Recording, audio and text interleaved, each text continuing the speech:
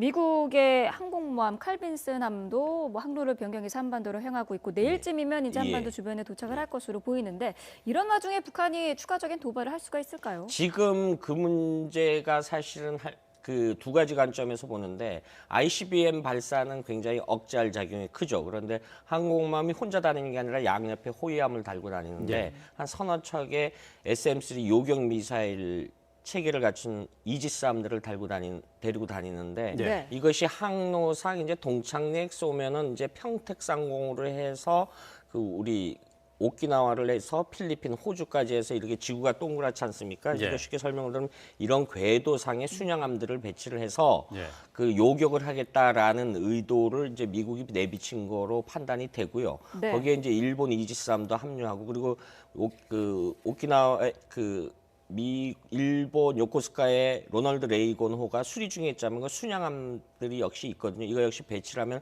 그건 억제할 수 있는데 다시 말씀드리면은 핵실험 같은 경우는 억제할 가능성이 없다. 그런데 지금 이걸 억제하기 위해서 트럼프 대통령이 굉장히 일본은 북한은 심각한 문제다. 반드시 처리할 대상이다. 굉장히 공세적인 발언을 하고 있지 않습니까?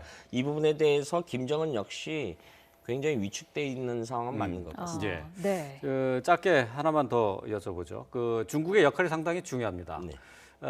미국이 이제 시리아에 폭격을 가하면서 북한에 대해서 이제 압박을 가하고 있는데 중국이 여기서 좀 태도가 좀 변화하고 있다는 조짐을 좀 많이 받고 있는데요. 어떻게 봐야 되나요? 조짐은 보이는데 항구적인 어떤 근본적인 해결책은 안 보이는 것 같습니다. 중국으로서도 지금 자꾸 이 고비를 넘기려고 하는 측면이 하나 있고 또 하나는 중국 내 전문가들은 사실 우리가 지렛대가 영향력이 별로 없다. 그동안 말을 안 들었거든요. 지금까지 이 핵 개발을 하면서. 그런데 제멋대로 행동하는 것에 대해서 어떻게 제재할 방법이 전혀 없기 때문에 북한이 그걸 역이용하는 측면이 강하다. 그래서 우리 보고 너무 과도하게 북한에 대한 영향력을 행사하지 말아라. 이런 이 볼멘 소리도 나오고 있는 중국이 상황이죠. 근데 북한이 말을 안 듣는다 하는 것은 조금 이해가 안 되는 부분이 사실 그 북한의 생명줄을 쥐고 있는 게 중국 아닌가요? 그런데 이제 그 부분이 이제 사실은 말을 안 듣는다는 측면이 전문가 그룹에서도 나오는 이유가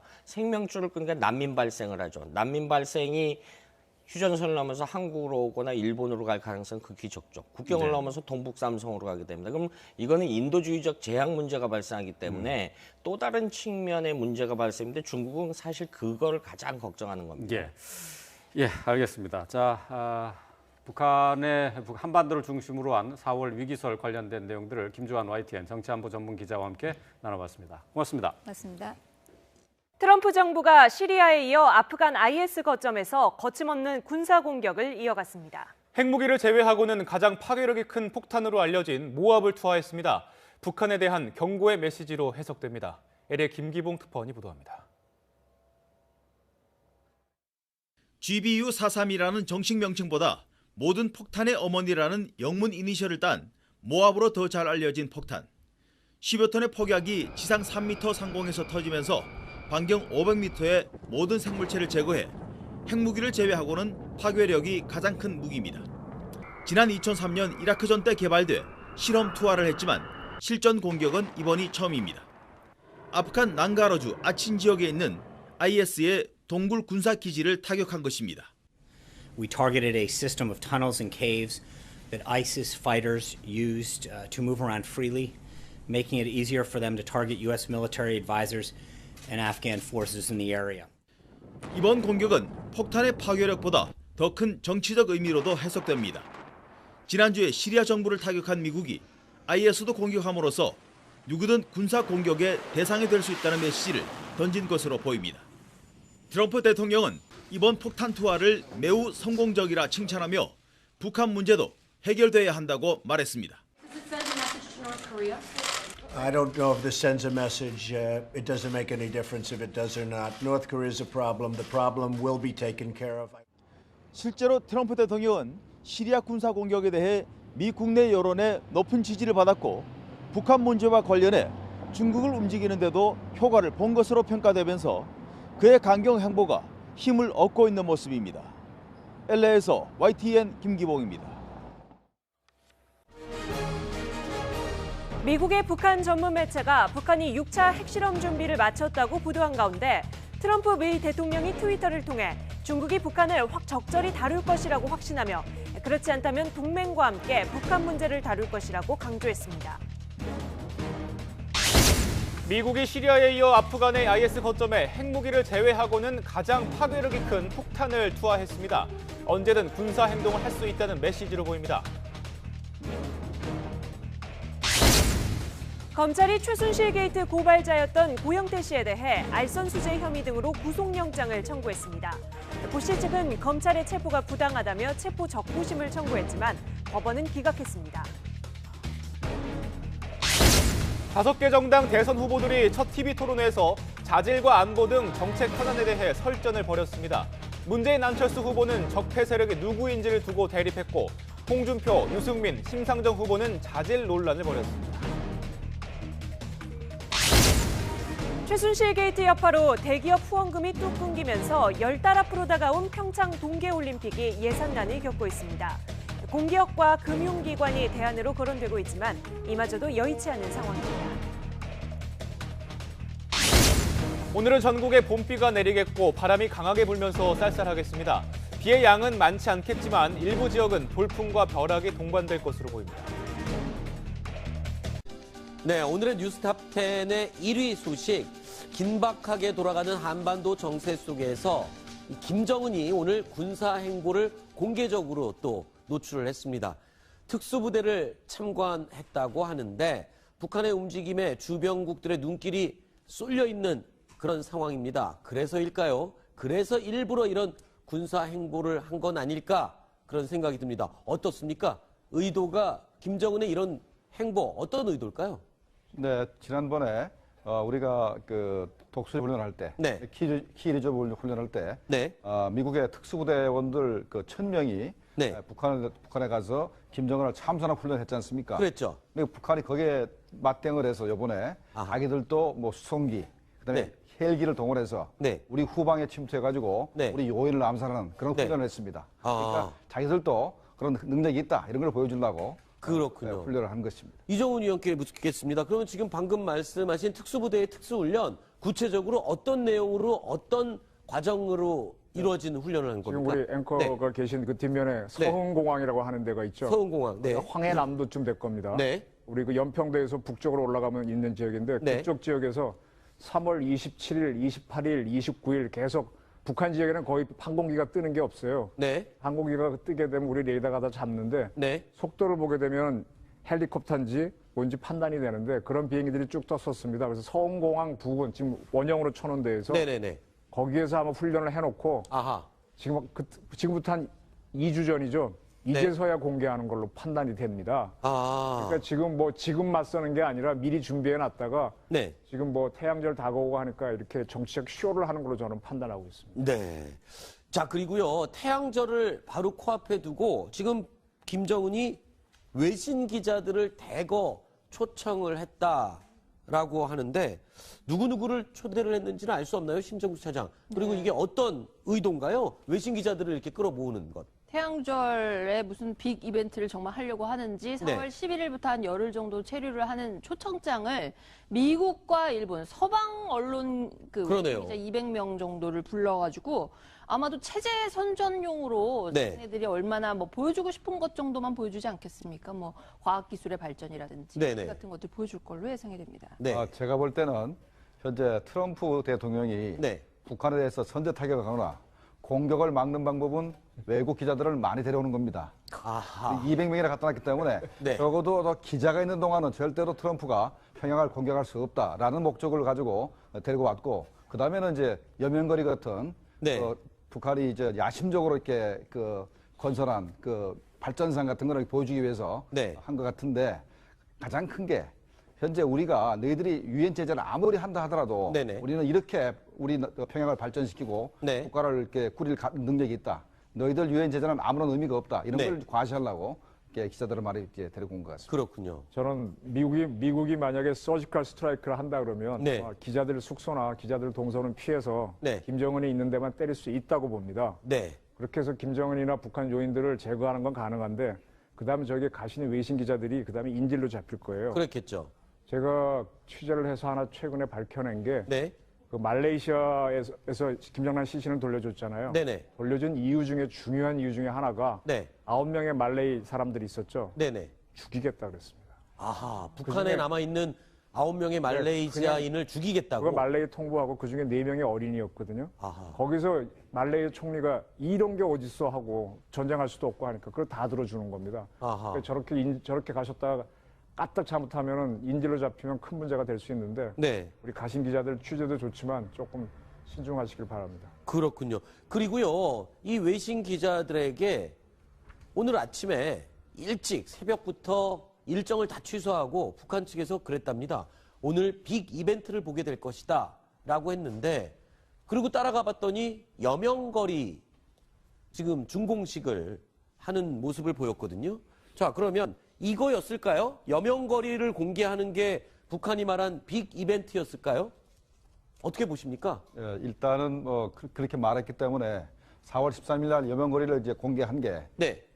그 빅 이벤트였을 겁니다. 김정은이가 그때 준공식에 참석을 해서 네. 벌써 한 1년 정도 끌어왔던 여명거리 네. 건설을 이제 준공식을 했기 때문에 저게 자기들은 상당히 자랑스럽다라고 해서 네. 이제 그게 빅 이벤트다 이렇게 얘기를 한 것 같습니다. 근데 저희가 이 빅 이벤트 소식을 듣고 나서 고민을 해봤습니다. 아, 과연 여명거리를 공개하는 거 예상할 수 있는데 이거 말고도 새로운 무기를 공개한다든가 아니면 군사 도발을 준비하고 그걸로 깜짝 쇼를 하려는 건 아닌가 이런 해석도 하긴 했었거든요. 네, 군사 도발을 하려면요. 네. 평양이 아닌 어떻게 교외로 나가야 되겠죠. 그렇죠. 미사일을 쏘거나 그다음에 무기 공장을 간다고 역시 이동을 해야 될 거고 네네. 그거는 우선 당장하기 힘들고요. 네. 그다음에 새로운 무기를 공개하려면 퍼레이드를 해야 되는데 네. 아마 지금 순화는 지금 여객 기가 다니는 비행장이고 미림이 공군 비행장인데 거기서 모여서 아마 퍼레이드 준비를 하고 있을 겁니다. 네. 그 팀들이 나올 때까지 기다려야 되니까 저거는 좀 어렵고 네. 예술 축전을 할 수 있겠죠. 근데 저는 실내라면 금방 하겠지만은 네. 만약에 지난번 뭐 김일성 경기장이나 모란봉 같은 데서 한다 그러면 또 다른 준비니까 세 가지는 당장은 어렵다고 보입니다. 네. 일단 이틀 후면은 북한의 최대 명절이라는 태양절입니다. 김일성의 생일이죠. 그런데 이날을 기점으로 6차 핵실험, 지금 미국도 그렇고요. 주변국들은 6차 핵실험을 북한이 강행할 것으로 보고 있습니다. 매우 가능성이 높은 것으로 보고 있는데, 자, 이 핵실험을 포착하고 감시할 수 있는 특수 정찰기를 미군이 일본에 파견을 했다고요. 어떤 비행기를 보낸 겁니까? 네, 그 WC-135인데요. 네. 앞에 W를 갖다가 해석을 그냥 웨더로 날씨로 보면 좋습니다. 웨더요? 웨더. 그래서 대기를 조사하는 걸로 보면 됩니다. 아하. 공군 작전을 하려면 날씨가 매우 중요한데 네. 그 기능을 하다가 대기 중에 섞여 있는 여러 가지 물질을 채집을 하는 기능을 다 할 수 있습니다. 네. 따라서 몇 번 말씀드렸지만 핵실험하게 되면 나오는 특수한 인위적인 원소를 포집할 수 있어서 네. 비행기가 왔는데요. 저걸 배치해서 북한 상공에서 뭔가 나오면 추적을 할 수 있는데 북한이 지하로서 핵실험 해버리면 의외로 안 나올 수도 있습니다. 그렇죠. 저번 시간에 얼마 전에 최근에 우리가 얘기를 나눠봤던 그 내용이군요. 네, 저 비행기가 네. 보시면 아시겠지만은 보잉 707을 개조를 한 것으로 이제 우리가 알고 있거든요. 그다음에 네. 엔진 밑에 엔진 비슷한 게 더 달려 있지 않습니까? 네네. 앞쪽에 보면은 네. 엔진의 앞쪽에 네. 그게 이제 대기를 포집을 해서 네. 그걸 급속 냉각시키면은 공기 중에 있는 제논이나 크립톤 같은 것이 이게 흡착이 된다 그럽니다. 네. 그러니까 엄청나게 많은 공기를 빨아들여 가지고 네. 그 중에서 아주 극미량을 찾아내는 그런 장비를 할 수 있겠습니다. 네. 자, 필리핀에서 갑자기 항로를 변경해서 한반도로 오고 있는 항공모함 칼빈슨호. 자, 이 칼빈슨호를 한반도에 배치하는 이유를 트럼프 대통령이 직접 입으로 밝혔다고요, 심 차장? 월스트리트 저널하고 네. 인터뷰에서 트럼프 대통령이 북한의 추가 행동을 막기 위해서 칼빈슨호를 배치한 것이다. 그런 얘기를 했고요. 네. 시진핑 주석하고 통화 내용도 공개를 했습니다. 북한 김정은에게 미국의 항공모함뿐만 아니라 핵잠수함도 갖고 있다는 것을 알게 해주라고 내가 말을 했다. 얼마 전에 통화한 내용에서 그런 얘기를 했다고 말했습니다. 네. 칼빈슨호를 배치해서 만약에 북한이 미사일 실험을 하면 요격을 할 수도 있는 거 아닙니까? 요격은 뭐 100% 할 거고요. 아, 그래요? 북한이 핵실험을 엄청난 공포를 느낄 것 같다는 생각이 아니 뭐 날아오는 미사일을 맞췄는데 북한은 성공했다고 자기네끼리 국민은 속이면 되는 거고 외부는 네. 모른다고 하면 되는데 네. 그 다음에 이제 거기에 대한 북한이 화를 나서 미사일을 쏜다. 네. 그러면 이제 복잡한 상황이 벌어지는 거고요. 그거 말고 이제 북한이 핵실험을 했다라고 할 때 네. 핵실험한 지역이나 그 지휘부를 미군이 때릴 것이냐 말 것이냐 이게 이제 큰 문제가 되겠죠. 그렇죠. 근데 참고로 지금 우리나라에 많은 탈북자들이 와 있는데요. 정찰 총국 뭐 이런 데서 좀 특수한 기관에서 오신 분들이 많은데 네. 몇 분 만나 상의를 토론을 해보니까 북한은 핵실험 해야만 된다. 안 할 수가 없을 거다라는 판단들을 하더라고요. 아, 해야만 한다? 그렇군요. 정통성 문제이기 때문에 안 하면은 뭐 이 기간 중에 해야 된다는 게 그분들의 탈북자들의 판단이죠. 네. 우리가 이제 기존의 판단에 의하면은 네. 당연히 북한은 뭐 4월 25일 이전에는 핵실험을 해야 되는 게 맞습니다만은 네. 중국의 태도가 워낙 완강하기 때문에 네. 북한이 조금 그 현재 소나기는 피한다 그래서 네. 4월을 피할 가능성도 있습니다. 네. 그러니까 이게 문제가요. 지난번 미중 정상회담 때 중국이 북한에 대해서 절대로 미사일 쏘지 말라고 굉장히 압력을 넣었답니다. 그랬죠. 미일 정상회담 때 그 때문에. 그래서 그렇게 했는데도 60km 쐈죠. 쏴버렸잖아요. 예. 지금 좀 이상한 말로 하면 돌아버렸답니다. 그래서 네. 트럼프도 저 만났을 때 시진핑이 도저히 감당이 안 된다는 얘기까지 했다고 오늘 신문 보도가 있었잖아요. 그래서 지금 최후의 방법이 이제 태평만 댐에 있는 원유가 가는 송유관을 그렇죠. 끊는 건데 그걸 만지작거리는데 그걸로 압박을 넣는 게 제일 좋습니다. 네. 근데 그거를 중국이 할지 안 할지 그걸 하게 되면은 그걸 기다리기 위해서 지금 트럼프도 저런 얘기를 하는 게 아닌가 싶습니다. 지금 시진핑이 약간 좀 마음이 흔들흔들하고 있는 상황 아닙니까? 망신을 당했지 않습니까? 그러니까요.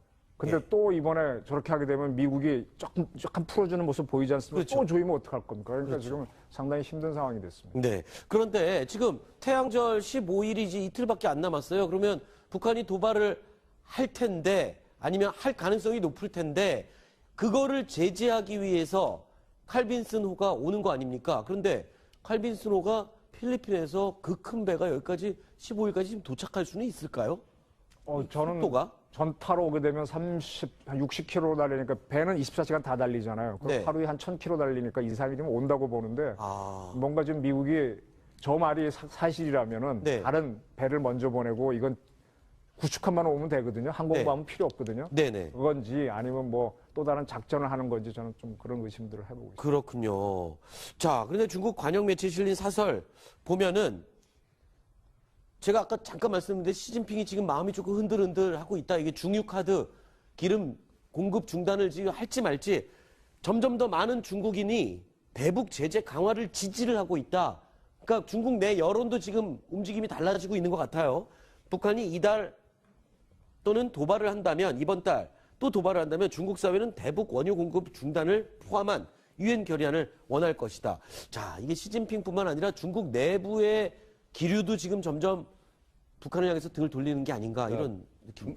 중국은 민주국가가 아니고 여론정 태한 대가 아닙니다. 그러니까 네. 환구시보가 공산당 기관지기 때문에 자기들이 북한에 대해서 하고 싶은 말들을 이제 하고 있는 겁니다. 네. 그래서 현재 중국 입장에서는 북한에 대해서 이 경고, 그러니까 심의전을 통해 가지고 북한이 핵실험을 하거나 도발을 못하게 하려고 저런 이제 사설을 쓴 것 같습니다. 네. 그런데 실제로 중국이 북한을 압박하기 위해서 중유 공급을 끊은 적은 있습니까? 한 번 과거에? 있습니다. 한 번. 한 번 있어요. 얼마를 끊었는지 모르겠는데요. 네. 다 끊었다는 얘기도 있고 다 끊으면 또 송유관을 살리는데 굉장히 애를 먹습니다. 아, 그래요? 절반 정도 끊었다고 하는 설이 있는데 일시적으로 그때 북한이 1, 2차인가요? 핵실험했을 때 10여 년 전에 한 번 한 적이 있는데 네. 바로 항복했습니다. 아, 지금 북한이? 우리나라 같은 경우에는 남해안에 가면요. 네. 큰 안반지대를 파가지고 네. 거기다가 원유를 한 3, 4실 1분을 저장해 놨습니다. 네. 한 80일까지 하는 나라도 있고요. 미국도 일본도 다 하는데 북한은 그런 저장 시설이 없거든요. 쓰기 바쁜 거죠, 네, 여기는. 피현이라고 하는 그 평북에 네. 신의준 밑에 내려오면 있는데 거기에 정육 공장이 있어서 바로 원유가 보면 바로 정지해서 쓰는 시스템이기 때문에 네네. 저걸 차단하게 되면 좀 힘들죠. 네. 굉장히 힘듭니다, 북한. 그렇군요. 자, 그리고 지금 북한에서요, 북한의 교육 제도가 개편이 됐다라는 얘기가 들립니다. 자, 북한의 교육 제도 어땠었는데 어떻게 개편이 된 건가요? 저희가 표로 한번 준비를 해봤는데요. 김정봉 교수께서 좀 설명을 해주시죠. 기존에는 11년제 의무 교육에서 네. 12년제로 바뀌었습니다. 11년제에서 12년제로 바뀐 거군요. 원래는 학년 전 1년도 있지만 그 밑에도 1년 더 교육이 있지만 그거는 이후로도요? 의무가 아닙니다. 의무가 아니고 학년 전 1년이 의무고 그다음에 소학교 얘기했다는 인민학교를 했습니다. 그 당시에. 네. 인민학교 4년, 그다음에 중학교 6년, 그래서 11년제였는데 네. 이제는 학령전 1년 하고 그다음에 인민학교를 소학교 이름을 바꿨습니다. 네. 그래서 1년을 더 늘려놓고 네. 그다음에 중학교가 그냥 6년이었는데 이제는 초급 중학교 3년, 고급 중학교 3년 이렇게 해서 이름을 바꿔서 네. 총 12년제로 이제 늘어났는데 이걸 어떻게 보완해야 되냐면 네. 글로벌 스탠다드로 봐야 되는데 북한은 이 중학교를 졸업해도 만 17세밖에 안 됩니다. 그러니까 글로벌 스탠다드에 비하면 나이가 한 살 어려요. 그래서 의무 복무기간을 하나 늘려야 18세가 되기 때문에 국제 스탠다드에 맞기 때문에 네. 김정은이 그래도 스위스에서 유학을 했으니까 그렇군요. 1년 더 늘린 것 같습니다. 예, 그러니까 국제적인 기준으로 교육 제도를 바꾸고 있는 북한 네, 이야기를 하고 있는데 자, 근데 글로벌 스탠다드, 국제적인 기준에 맞춘다 그러면 기준만 맞추면 뭐합니까? 영어를 할 줄 알아야죠. 북한에서의 영어 교육은 어느 정도 하고 있고 수준이 어느 정도 되는지 설명을 좀 해주시죠. 과거에는 냉전 시대까지만 해도 북한에서 제일 외국어가 러시아어였습니다. 네. 러시아어, 그다음에 또 중국어 배우고 영어는 굉장히 소홀히 했는데 네. 냉전이 끝난 다음부터 영어를 이제 배우기 시작했는데 최근 들어서 영어가 상당히 이제 강화됐습니다. 아하. 그래서 소학교 때는 일주일에 한 2시간 정도. 네. 그다음에 초급 중학교 3년간은 일주일에 4시간. 네. 고급 중학교 3년간은 일주일에 3시간 이렇게 해서 네. 총 8년간 이 영어를 공부하고 있습니다. 글쎄요, 이 정도의 시간으로 치면은 학교 수업만으로 어떤 영어를 능수능란하게 하기에는 좀 절대적으로 부족한 시간 같아 보이거든요. 그래서 북한에서도 네. 과외 공부가 상당히 성행하고 있습니다. 북한에서도 영어 과외 공부가 성행을 한다고요? 그래서 좋은 선생을 만나서 그 영어를 배우려고 그러면 네. 많은 돈을 줘야 됩니다. 네, 그렇군요. 자, 그래서 저희가 북한의 영어 교과서에 있는 예제 하나를 뽑아봤습니다. 실제 북한의 영어 교재에 있는 장문 문제입니다. 남조선에는 빈 깡통을 차고 다니는 거지들이 많다를 영어로 번역하라. 이게 실제 이 교과서에 나온 문제라고 합니다. 글쎄요, 어떻게 될까요? 네. 손소 변호사님 한번 풀어보실래요? 어렵네요. 네. 네, 저 짧은 수업 시간으로 풀기는 좀 어려운 것 같습니다. 네. 네. 알겠습니다. 그리고 조금 전에요, 우리 이정훈 위원께서 말레이시아인들을 북한 측이 죽이겠다고 협박을 하면서 어쩔 수 없이 김정남의 시신을 돌려줄 수밖에 없었다. 여기서 죽인다고 협박한 사실은 확인된 부분은 아니라고 합니다. 그래서 그 부분에 대해서 이정훈 위원께서 이제 개인적인 의견을 전제로 말씀을 한 거를 저희가 다시 한번 명확하게 밝힙니다. 자, 뉴스탑10 10가지 소식 여기까지 알아봤습니다. 내일 또 10가지 갖고 여러분 찾아뵙겠습니다. 시청해주신 여러분 고맙습니다. IS의 동굴 군사 기지를 타격한 것입니다. We targeted a system of tunnels and caves that ISIS fighters used to move around freely, making it easier for them to target U.S. military advisors and Afghan forces in the area. 이번 공격은 폭탄의 파괴력보다 더 큰 정치적 의미로도 해석됩니다. 지난주에 시리아 정부를 타격한 미국이 IS도 공격함으로써 누구든 군사 공격의 대상이 될 수 있다는 메시지를 던진 것으로 보입니다. 트럼프 대통령은 이번 폭탄 투하를 매우 성공적이라 칭찬하며 북한 문제도 해결돼야 한다고 말했습니다. I don't know if this sends a message. It doesn't make any difference if it does or not. North Korea is a problem. The problem will be taken care of. 실제로 트럼프 대통령은 시리아 군사 공격에 대해 미 국내 여론의 높은 지지를 받았고 북한 문제와 관련해 중국을 움직이는데도 효과를 본 것으로 평가되면서 그의 강경 행보가 힘을 얻고 있는 모습입니다. LA에서 YTN 김기봉입니다. 미국의 북한 전문 매체가 북한이 6차 핵실험 준비를 마쳤다고 보도한 가운데 트럼프 미 대통령이 트위터를 통해 미국의 항공모함 칼빈슨함도 항로를 변경해서 한반도로 향하고 있고 내일쯤이면 이제 한반도 주변에 도착을 할 것으로 보이는데 이런 와중에 북한이 추가적인 도발을 할 수가 있을까요? 지금 그 문제가 사실은 그 두 가지 관점에서 보는데 ICBM 발사는 굉장히 억제할 작용이 크죠. 그런데 항공모함이 혼자 다니는 게 아니라 양옆에 호위함을 달고 다니는데 한 서너 척의 SM-3 요격 미사일 체계를 갖춘 이지스함들을 데리고 다니는데 네. 이것이 항로상 이제 동창렉 쏘면은 이제 평택상공으로 해서 그 우리 오키나와를 해서 필리핀, 호주까지 해서 이렇게 지구가 동그랗지 않습니까? 예. 이거 쉽게 설명을 드리면 이런 궤도상의 순양함들을 배치를 해서 예. 그 요격을 하겠다라는 의도를 이제 미국이 내비친 거로 판단이 되고요. 네. 거기에 이제 일본 이지스함도 합류하고 그리고 오키나와 일본 요코스카의 로널드 레이건호가 수리 중에 있자면 그 순양함들이 역시 있거든요. 이거 역시 배치를 하면 그건 억제할 수 있는데 다시 말씀드리면은 핵실험 같은 경우는 억제할 가능성이 없다. 그런데 네. 지금 이걸 억제하기 위해서 트럼프 대통령이 굉장히